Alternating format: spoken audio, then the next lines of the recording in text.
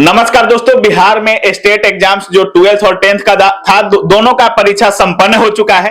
और 12th का परीक्षा जैसे ही संपन्न होता है, छात्र इस बात को लेकर चिंतित हो जाते हैं कि ग्रेजुएशन में हमको कौन सा सब्जेक्ट लेना चाहिए। अगर हम आर्ट लेते हैं तो हमको क्या फायदा होगा, अगर हम साइंस लेते हैं तो हमको क्या फायदा होगा, और अगर हमको सरकारी नौकरी की तैयारी करनी है जैसे बिहार स्टेट में सिपाही से लेकर अधिकारी तक, और इन सब चीजों पर तैयारी करना है तो कैसे करना होगा। तो अभी इसी पर पूरा वीडियो ये आधारित होगा।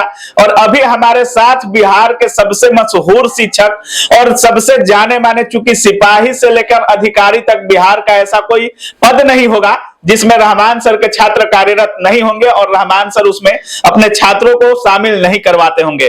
बाकी रहमान सर से बात करेंगे। सबसे पहले सर स्वागत है आपका। बहुत बहुत धन्यवाद, बहुत बहुत धन्यवाद। सर, दरोगा गुरु कहा जाता है आपको। बिहार के एग्जाम के लिए आप एक कहे तो मसीहा है छात्रों के लिए, बिहार एग्जाम्स को लेकर।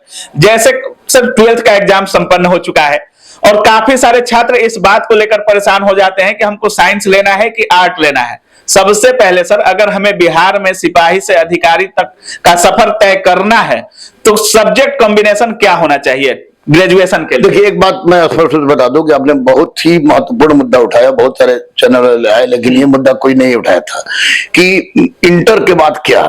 और एक बात तो तय है कि इंटर में या तो बच्चों ने साइंस रखा होगा या आर्ट्स रखे होंगे इंटर में, या कॉमर्स रखे होंगे। और यही वो पग होता है जिस पग पर बच्चे या तो बिगड़ जाते हैं या बच जाते हैं। इसमें गार्जियन का भी रोल हो जाता है, समाज का भी रोल हो जाता है, गांव का भी रोल हो जाता है, बड़े भाइयों का भी रोल हो जाता है। ये लो, ये मत लो, ये लो, ये मत लो। ये इसके कारण बच्चों के साथ दिक्कत होती है। तो मैं स्पष्ट रूप से बता दूं कि बच्चों के ने तो सोच लिया कि उनको क्या करना है।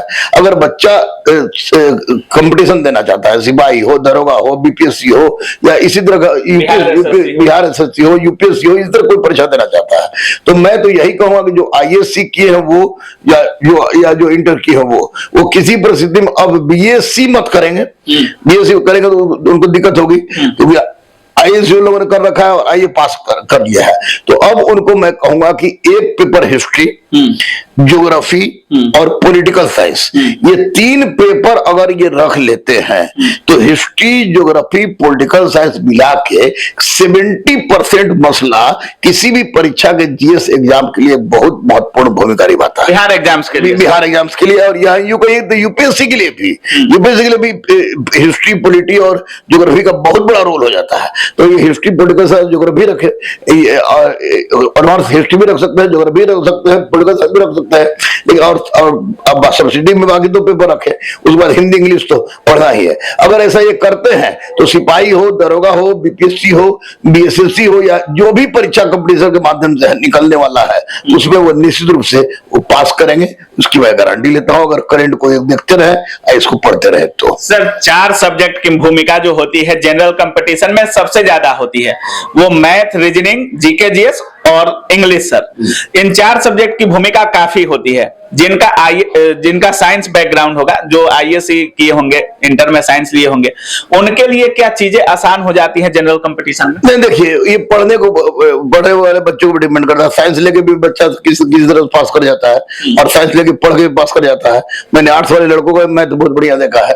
तो निश्चित रूप से मैथ को अभी से अगर जो लड़का इंटर पास कर गया है वो बीए में एडमिशन ले रहा है पार्ट 1 में, तो बीए का तो पढ़े ही, लेकिन मैथ और रीजनिंग भी डेली बनाने का प्रैक्टिस करे, डेली प्रैक्टिस करे। चाहे अग्रवाल का हो या दीपक का हो, या जो किताब उसको अच्छा लगे उससे बनाने का कोशिश करे, और करेंट अफेयर्स और पेपर पढ़ने का आदत डाले, क्योंकि ये आदत की चीज होती है। अगर आदत नहीं रहेगी तो ऐसी परिस्थिति में गड़बड़ होगा।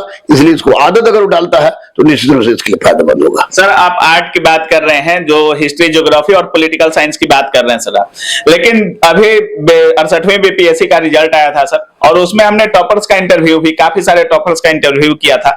उसमें से अधिकतर लोग बीटेक डिप्लोमा वाले थे सर, इंजीनियरिंग करने के बाद बीपीएससी की तैयारी कर रहे हैं सर। तो क्या टेक्निकल डिग्री भी जरूरी है कॉम्पिटिटिव एग्जाम्स के लिए? टेक्निकल डिग्री इसलिए भी जरूरत पड़ जाती है कि जहां पर कुछ नहीं मिल रहा वहां पर रोटी मिलना शुरू हो जाता है। तो अगर आईएससी पास कर गया है और किस ढंग से पास किया, अगर बहुत बढ़िया से पास किया है तो आईआईटी दे, नीट दे। लेकिन अगर मैं कह रहा हूं कि इसी तरह आईएएस खींच खींच के पास कर गया और डोनेशन पर एडमिशन लेगा तो वो लड़के तो बाद में हमारे यहाँ बीपीएससी में, एसएससी में, आपको दरोगा में भीड़ लगी रहती है इंजीनियरों की। तो उस तरह के इंजीनियर से कोई फर्क नहीं पड़ता है। मैं यही कहूंगा कि अगर आप आईएएससी बहुत बढ़िया से पास किए हैं तो निश्चित रूप से आपको फिजिक्स, केमिस्ट्री, बायोलॉजी, मैथ की प्रासंगिकता बढ़ जाती है। मेडिकल हो तब या इंजीनियरिंग हो तब। अगर फिजिक्स, केमिस्ट्री, मैथ और बायोलॉजी इस चारों पोर्शन का आपका गहनतम अध्ययन है तो आप आईआईटी निकालिए, नीट निकालिए, उसके बाद आपके पास रास्ता ही रास्ता खुल जाएगा, आपको यूपीएससी में पास कर देगा। अगर ऐसा नहीं है, आपने इसी तरह यूं ही पास कर लिया है, तो ऐसी परिस्थिति में आप अब साइंस मत लीजिएगा, चुपचाप आर्ट्स ले लीजिए, आर्ट्स का एनसीईआरटी पढ़ना शुरू कर दीजिए, एनसीईआरटी के साथ साथ मैथ और रीजनिंग का जम के प्रैक्टिस कीजिए, आपकी नौकरी के लिए फायदेमंद होगा। सर काफी सारे छात्र ऐसे भी होते हैं जो इंटर के बाद आईटीआई या डिप्लोमा और ग्रेजुएशन एक साथ करना चाहते हैं, तो क्या लाभकारी होता है? हाँ, होता है। जैसे एएलपी में जाना हो या रेलवे टेक्नीशियन में जाना हुआ या अन्य किसी विभाग में जाना हुआ तो ऐसी परिस्थिति में जा सकते हैं। वो उन बच्चों के लिए कि जिन पर पारिवारिक प्रेशर बहुत ज्यादा रहता है कि जल्दी से कुछ करो, तो डिप्लोमा करने के बाद कहीं ना कहीं छोटी मोटी नौकरी मिल जाती है, वो कर सकते हैं। लेकिन अगर कुछ अच्छा मारना है तो आईएएससी के बाद आईएएससी वाला तो आईए और आईएएससी वाला तो याद रहना ही चाहिए।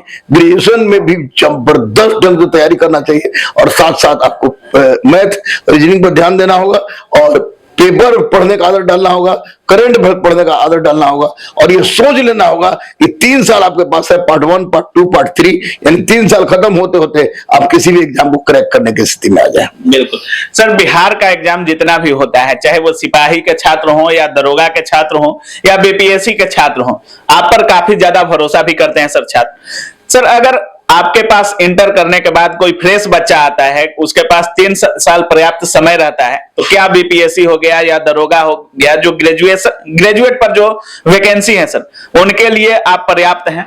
देखिए, अगर इंटर करके कोई लड़का मेरे पास चला आया और 3 साल दे दिया तो दरोगा तो मैं नहीं करा सकता, लेकिन बीपीएससी में 100% हम दावा के साथ कह सकते हैं उसको हम करा देंगे। दरोगा तो मैं जिसको चुतर में चूटी कर देता हूँ दरोगा बन जाता है। अच्छा। तो उसके लिए इतनी पढ़ने की जरूरत नहीं है। लेकिन अगर 3 साल जो बच्चा समय दे देगा हमको, उस 3 साल बच्चा को बीपीएससी में मैं लिख के अभी दे दूंगा पूरा सील मोहर के साथ कि वो बीपीएससी पास कर जाएगा। चलिए, धन्यवाद sir. Thank you, thank you, thank you. बाकी आप सुन रहे थे, गुरु रहमान सर हमारे साथ थे और सर का साफ कहना है कि अगर आपका साइंस बैकग्राउंड है और काफी अच्छा है तो आप लोग नीट जेईई के लिए भी ट्राई कर सकते हैं। लेकिन अगर आपका सपना सरकारी नौकरी है तो आपको ग्रेजुएशन में हिस्ट्री, पॉलिटिकल साइंस और ज्योग्राफी पर फोकस करना होगा। उसके बाद 3 साल का गहन अध्ययन करना होगा। सब्जेक्ट पर आपकी पकड़ होनी चाहिए, करंट अफेयर्स पर आपकी पकड़ होनी चाहिए, बिहार स्पेशल को देखना होगा, न्यूज़पेपर को पढ़ना होगा। अगर आप भी 12th का एग्जाम दिए होंगे और आपको भी इन्हीं सब सवालों में आप अगर असमंजस में पड़े हुए हैं तो कमेंट जरूर कीजिएगा। हम कोशिश करेंगे कि आपका जो सवाल है उसका जवाब हम दे सके आपको। बाकी आप क्या कुछ सोच रहे हैं इस पूरे वीडियो के बारे में, अपनी राय कमेंट सेक्शन में जरूर रखिएगा। आप देख रहे थे काबिल न्यूज। जय हिंद।